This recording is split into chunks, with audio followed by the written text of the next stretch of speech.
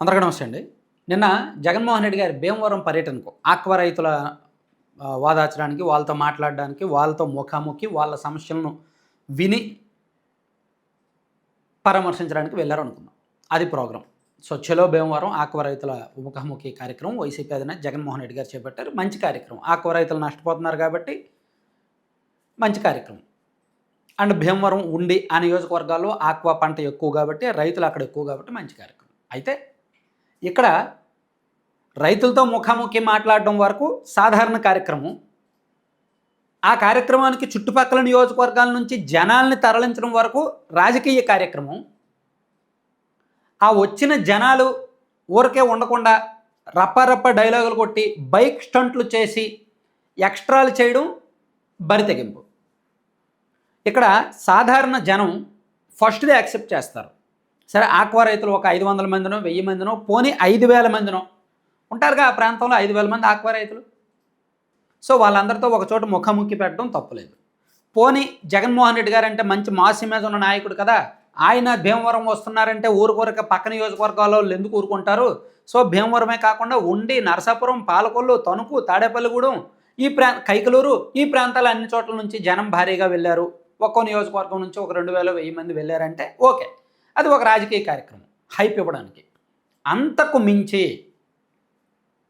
దెందులూరు నుంచి, చింతలపూడి నుంచి, జంగారెడ్డిగూడెం నుంచి, గుడివాడ నుంచి, గన్నవరం నుంచి, ఏలూరు నుంచి, అటు రాజమండ్రి నుంచి, కోనసీమ నుంచి, అంటే ఉభయ గోదావరి జిల్లాల్లో ఆల్మోస్ట్ ప్రతి నియోజకవర్గం నుంచి జనాలను తీసుకొచ్చారు. ఎందుకు ఇంతమంది జనం వస్తున్నారు జగన్మోహన్ రెడ్డి గారి మీటింగ్లకి? నిన్న భీమవరంలో కిక్కిరిశారు జనం. ఏ విధంగా? అది ఆ సీక్రెట్ ఏంటి అనేది నేను ఇక్కడ చెప్తా. అంతమంది తరలింపు అవసరమా కాదా అనేది కూడా మనం ఈ వీడియోలో మాట్లాడదాం. అసలు వీళ్ళకి జనం ఎలా వస్తున్నారంటే, సాధారణంగా మీరు పక్కన ఒకసారి చూడండి. నిన్న అబ్బాయి చౌదరి గారు దెందులూరు కాన్స్టిట్యున్సీ మాజీ ఎమ్మెల్యే 200 కార్లతో దెందులూరు నుంచి భీమవరం వెళ్ళారు. దెందులూరులో ఆక్వా రైతులు నాకు తెలిసి తక్కువ ఉంటారు. కొల్లేరు పరివాహక ప్రాంతాల్లో చేపలు సాగు చేసే రైతులు ఉంటారు. కొల్లేరులో ఆక్వా రైతులు తక్కువ, ఆక్వా కల్చర్ తక్కువ ఇక్కడ. సరే, అందరినీ దెందులూరు నుంచి దానికి సంబంధం లేని చాలామందిని కార్యకర్తలను తీసుకువెళ్ళారు. అండ్ ఏలూరు నుంచి, చింతలపూడి నుంచి చూడండి, చింతలపూడి ఇన్ఛార్జ్ గారు శ్రీనిరాజు గారు ఎవరో పోస్ట్ చేశారు. ఆ సన్నాహక సమావేశం, జగన్మోహన్ రెడ్డి గారి భీమవరం పర్యటన సన్నాహక సమావేశం. అంటే నేను ఈ ఫోటోల ద్వారా నేను చెప్పదలుచుకున్నది ఏంటంటే, జగన్మోహన్ రెడ్డి గారు పలానా 15వ తేదీన భీమవరం వస్తున్నారు అంటే ఒక వారం 10 రోజుల ముందు ఆ చుట్టుపక్కల ఒక 20 నియోజకవర్గాల ఇన్ఛార్జులకి టార్గెట్లు వెళ్ళిపోతాయి. పార్టీ సెంట్రల్ ఆఫీస్ నుంచి ఒక ప్లానింగ్ కమిటీ ఉంటుంది, ఒక ప్రోగ్రామ్ కమిటీ ఉంటుంది. ఆ కమిటీ ద్వారా ఆ నియోజకవర్గాల ఇన్ఛార్జీలకు వెళ్ళిపోతాయి. ఇదిగో మీ నియోజకవర్గం, సో మీ ఫైనాన్షియల్ కెపాసిటీ ఇది కాబట్టి మీ నియోజకవర్గం నుంచి 3000 మందిని తీసుకురండి. మీ నియోజకవర్గం రిజర్వ్డ్, మీ ఫైనాన్షియల్ కెపాసిటీ తక్కువ కాబట్టి మీరు ఒక 1000 మందిని తీసుకురండి. మీ నియోజకవర్గం జిల్లా హెడ్ క్వార్టర్, సో మీ నియోజకవర్గం నుంచి 5000 మంది రావాలి. ఇలా ఆ నియోజకవర్గాల ఇన్ఛార్జీల ఫైనాన్షియల్ కెపాసిటీకి తగ్గట్టు వాళ్ళకి టార్గెట్లు ఇస్తారు. ఒక నియోజకవర్గం నుంచి 2000 మంది, ఒక నియోజకవర్గం నుంచి 5000 మంది, ఒక నియోజకవర్గం నుంచి 1000 మంది, అలా టార్గెట్లు ఇస్తారు. ఆ టార్గెట్లు ఫుల్ఫిల్ చేయడానికి వీళ్ళు ఏం చేస్తారు? సన్నాహక సమావేశాలు ముందు రోజే, ఇదిగో జగన్మోహన్ రెడ్డి గారు ఒక 2 రోజుల్లో భీమవరం వస్తున్నారు, మనందరం వెళ్ళాలి, ఇదిగో ఈ ఊర్లో ఇన్ని బస్సులు, ఇక్కడ ఇన్ని బస్సులు, ఇక్కడ ఇన్ని కార్లు, ఇలా వెళ్ళాలనేది ప్లానింగ్. ఇది అన్ని పార్టీలు చేసేదే. నేను ఇక్కడి వరకు వైసీపీని తప్పుపట్టట్లా. లోకేష్ గారి పాదయాత్ర ఉన్నప్పుడు, పాదయాత్రకు ముందు టీడీపీలో కూడా అలాగే చేశారు కదా.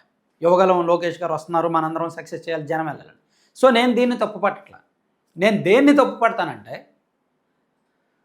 ఓ పెద్ద పెద్ద ఫోటోలు వేసుకొని సోషల్ మీడియాలో విపరీతంగా ఏదో జనం వచ్చేస్తున్నారు, జనం కిక్కిరిసిపోతున్నారు, జనం పడి చచ్చిపోతున్నారు అనే బిల్డప్లు కొడతారు చూసారా. అండ్ అక్కడ నుంచి సీఎం సీఎం సీఎం అని అరుస్తారు చూసారా.